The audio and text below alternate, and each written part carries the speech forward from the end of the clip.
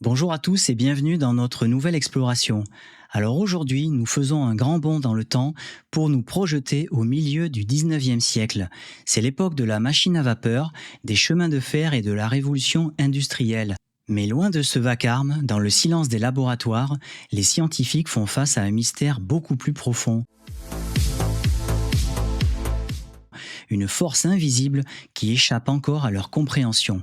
Alors ne perdons pas de temps et plongeons dans cette aventure intellectuelle pour découvrir comment James Clerk Maxwell a mis en lumière l'un des plus grands secrets de notre univers. La grande question de l'époque est la suivante. Quel est le lien entre l'électricité et le magnétisme? Pour nous, cela semble évident, mais à ce moment-là, la communauté scientifique considère ces deux phénomènes comme totalement indépendants. D'un côté, l'électricité est une force spectaculaire qui produit des étincelles ou fait réagir les muscles des grenouilles dans les laboratoires de Galvani. De l'autre, le magnétisme est la force invisible qui oriente la boussole des marins vers le nord. Deux mondes séparés, du moins, c'est ce qu'on croit, et c'est exactement là que notre histoire commence.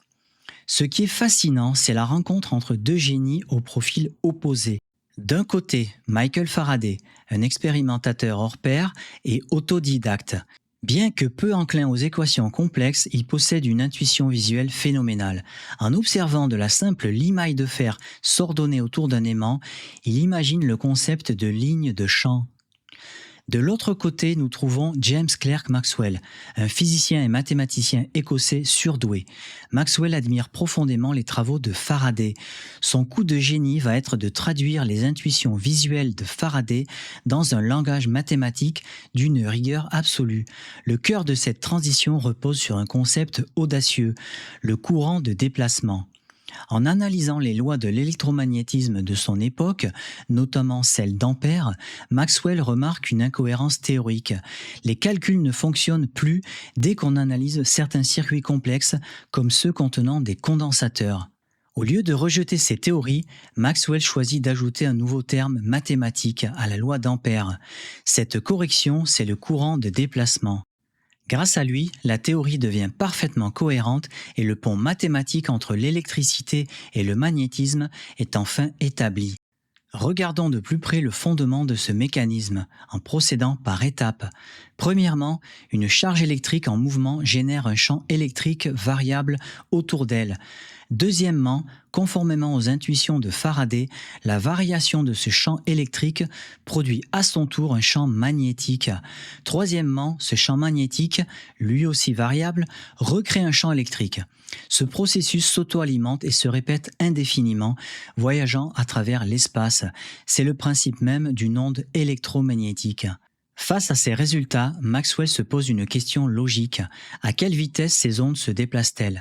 En combinant les constantes électriques et magnétiques de ces formules, il obtient un résultat théorique de près de 300 000 km par seconde. Ce chiffre n'est pas une coïncidence, il correspond de très près à la vitesse de la lumière, mesurée de manière indépendante par les astronomes et les physiciens de l'époque. Maxwell en tire une conclusion majeure. La lumière n'est rien d'autre qu'une onde électromagnétique. Par la seule puissance du calcul, il vient d'unifier l'électricité, le magnétisme et l'optique en une seule et même discipline. Cette onde possède une particularité remarquable. Elle se propage librement, même dans le vide absolu de l'espace, sans avoir besoin d'un support matériel, contrairement au son. Cette découverte va bousculer les fondations de la physique classique.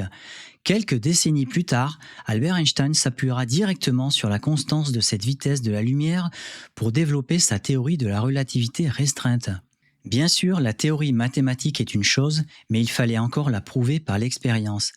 Maxwell meurt malheureusement trop tôt pour le voir, mais en 1887, le physicien allemand Heinrich Hertz réussit à générer et à détecter des ondes radio invisibles en laboratoire, confirmant ainsi l'existence pratique de ces ondes. C'est l'acte de naissance des communications sans fil. Pour rendre ce phénomène concret, prenons l'exemple de la guitare électrique. Lorsque ces cordes métalliques vibrent au-dessus des micros, qui contiennent de petits aimants, cette vibration perturbe le champ magnétique. En vertu des lois de Faraday et de Maxwell, cette variation induit un courant électrique dans les bobines des micros. Ce signal est ensuite envoyé vers l'amplificateur. Un simple mouvement mécanique se transforme ainsi en signal électrique puis en musique. La chronologie de cette évolution est remarquable. Nous partons d'une abstraction mathématique publiée par Maxwell, validée ensuite par Hertz en 1887, avant de servir de base à la relativité d'Einstein en 1905. Et enfin, pour aboutir à notre ère moderne connectée. Télévision, radar, smartphone, toutes nos technologies sans fil découlent de cette unification. Cependant, la prolifération de ces ondes soulève des défis techniques majeurs. Dans des environnements saturés de capteurs comme les satellites ou les antennes 5G, ces champs peuvent générer des interférences électromagnétiques. Pour éviter que nos systèmes ne s'effondrent sous leur propre bruit de fond, les ingénieurs développent des blindages sophistiqués capables de bloquer ou d'absorber ces rayonnements indésirables. De plus, ces ondes transportent une énergie bien réelle qui, lorsqu'elle interagit avec les composants, se dissipe sous forme de chaleur. C'est pourquoi nos appareils électroniques intègrent des boîtiers blindés et des dissipateurs thermiques performants. Au cœur de nos téléphones et de nos ordinateurs, la gestion pratique des lois de Maxwell reste un enjeu quotidien. Les équations théoriques du 19e siècle continuent ainsi de structurer notre monde technologique. Aujourd'hui, avec l'essor de l'informatique quantique et des futures générations de réseaux, les travaux de Maxwell restent plus pertinents que jamais et continuent de guider les innovations de demain. Merci d'avoir suivi ce décryptage à nos côtés et n'oubliez pas de vous abonner, de laisser un petit pouce bleu et de partager vos idées en commentaire. On se retrouve très vite pour une nouvelle plongée au cœur de la science. À bientôt.